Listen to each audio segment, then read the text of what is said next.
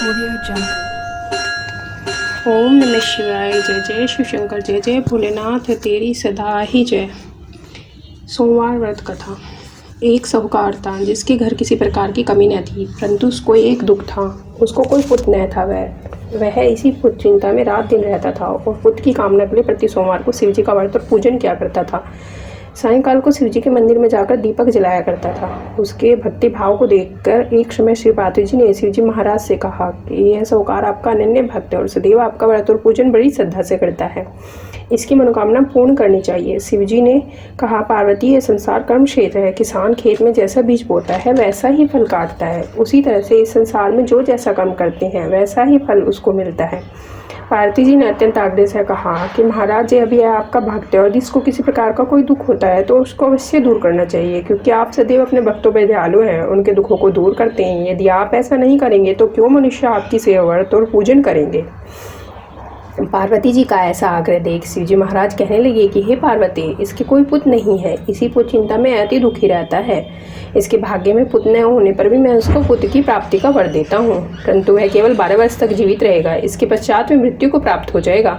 इससे अधिक कुछ और मैं इसके लिए नहीं कर सकता। सुन रहा था, उसको न तो कुछ प्रसन्नता हुई और न ही कुछ दुख हुआ। वह पहले के जैसे ही शिवजी महाराज का व्रत और पूजन करता रहा। कुछ काल व्यतीत हो जाने पर साहूकार की स्त्री गर्भवती हुई और उसको 9 महीने अति सुंदर पुत्र की प्राप्ति हुई। साहूकार के घर में बहुत खुशी मनाई गई, परंतु साहूकार ने उसकी केवल 12 वर्ष की आयु जान कोई अधिक प्रसन्नता प्रकट नहीं की और न ही किसी को भेद बतलाया। जब वह 11 वर्ष का हो गया तो उस बालक की माता ने उसके पिता से उसके विवाह आदि के लिए कहा, परंतु यह साहूकार कहने लगा कि मैं अभी इसका विवाह नहीं करूँगा और मैं इसे काशी जी पढ़ने के लिए भेजूँगा। फिर साहूकार ने अपने साले अर्थात उस बालक के मामा को बुला उसको बहुत सा धन देकर कहा, तुम इस बालक को काशी जी पढ़ने के लिए ले जाओ और रास्ते में जिस जगह भी जाओ यह कराते ब्राह्मणों को भोजन कराते जाओ। वह दोनों मामा भांजे सब जगह यह कराते ब्राह्मणों को भोजन कराते जा रहे थे। रास्ते में उनको एक शहर दिखाई पड़ा। उस शहर की राजा की कन्या का विवाह था और दूसरे राजा का लड़का विवाह के लिए जो बारात लेकर आया था वह एक आँख का काना था। उसके पिता को इस बात की बड़ी चिंता थी कि कहीं वर को देख कन्या के माता पिता विवाह में किसी प्रकार की कोई अड़चन पैदा न कर दे। इस कारण जब उसने अति सुंदर सेठ के लड़के को देखा तो मन में विचार किया कि क्यों न शादी के कपड़े पहनाकर इसको विवाह के लिए ले जाए। फिर उसको वर के कपड़े पहना तथा घोड़े पर चढ़ा टुकाव पर ले गए और बड़ी सुंदर से सब कार्य हो गया। वर के पिता ने सोचा कि यदि विवाह कार्य भी इसी लड़के से करा लिया जाए तो क्या बुराई है। ऐसा विचार कर लड़के और उसके मामा से कह दिया कि आप फेरों और कन्यादान का काम भी करा दें तो आपकी बड़ी कृपा होगी।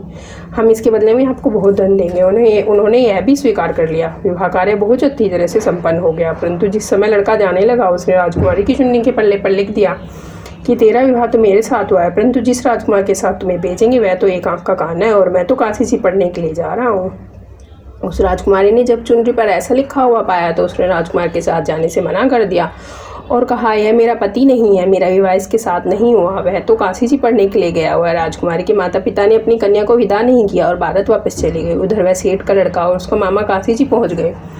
वहाँ जाकर उन्होंने यज्ञ करना और लड़के ने पढ़ना शुरू कर दिया। जब लड़के की आयु 12 वर्ष की हो गई तब उन्होंने एक दिन यज्ञ रच रखा था कि लड़के ने अपने मामा से कहा, मामा जी, आज मेरी तबीयत कुछ ठीक नहीं है। मामा ने कहा, अंदर जाकर सो जाओ। लड़का अंदर जाकर सो गया। थोड़ी देर में उसके प्राण निकल गए। जब उसके मामा ने आकर देखा कि वह तो मुर्दा पड़ा है तो उसको बड़ा दुख हुआ और उसने सोचा कि यदि अभी रोना पीटना मचा दूंगा तो यज्ञ का कार्य अधूरा रह जाएगा। अतः उसने जल्दी से यज्ञ का कार्य समाप्त कर ब्राह्मणों के घर जाने के बाद रोना पीटना आरंभ कर दिया। संयोगवश उसी समय श्री पार्वती जी उधर से जा रहे थे। पार्वती जी कहने लगी कि महाराज, कोई दुखिया रो रहा है, इसके कष्टों को दूर करो। तब शिव जी बोले कि इसकी आयु इतनी ही थी, सो भोग चुका। पार्वती जी ने कहा कि महाराज, कृपा करके इस बालक को और आयु दो, नहीं तो इसके माता पिता तड़प तड़प कर मर जाएंगे। पार्वती के इस प्रकार बार बार आग्रह करने पर शिव जी ने उसको जीवन दान दिया और शिव जी की कृपा से लड़का जीवित हो गया। श्री पार्वती जी कैलाश चले गए। तब उसी प्रकार यज्ञ करते हुए अपने घर की ओर चल पड़े। रास्ते में उसी शहर में आए जहाँ पर उसका विवाह हुआ था। वहाँ पर आकर उन्होंने यज्ञ किया तो लड़के ससुर ने उसे पहचान लिया और अपने महल में ले जाकर बड़ी खातिर के साथ बहुत दास दासियों के सहित आदरपूर्वक लड़की और जमाई को विदा किया। जब वह अपने शहर के निकट आए तो मामा ने कहा कि पहले मैं तुम्हारे घर जाकर सबको खबर कर आता हूँ। उस समय लड़के माता पिता अपनी छत पर बैठे हुए थे। उन्होंने यह प्रण कर रखा था कि यदि हमारा पुत्र सकुशल घर आया तो राजी खुशी नीचे उतर जाएंगे, नहीं तो छत से गिरकर प्राण दे देंगे। इतने में लड़के के मामा ने आकर यह समाचार दिया कि आपका पुत्र आ गया है, परंतु उनको विश्वास नहीं आया। तब उसके मामा ने शपथपूर्वक कहा कि आपका पुत्र अपनी पत्नी के साथ बहुत सारा धन लेकर आया हुआ है। तो सेठ ने आनंद के साथ स्वागत किया और बड़ी प्रसन्नता से रहने लगे। इस प्रकार जो कोई भी इस कथा को पढ़ता है या सुनता है, उसके सब दुख दूर होकर उसकी समस्त मनोकामनाएं पूर्ण होती है। ओम नमः शिवाय। जय जय शिव शंकर, जय जय भोलेनाथ, तेरी सदा ही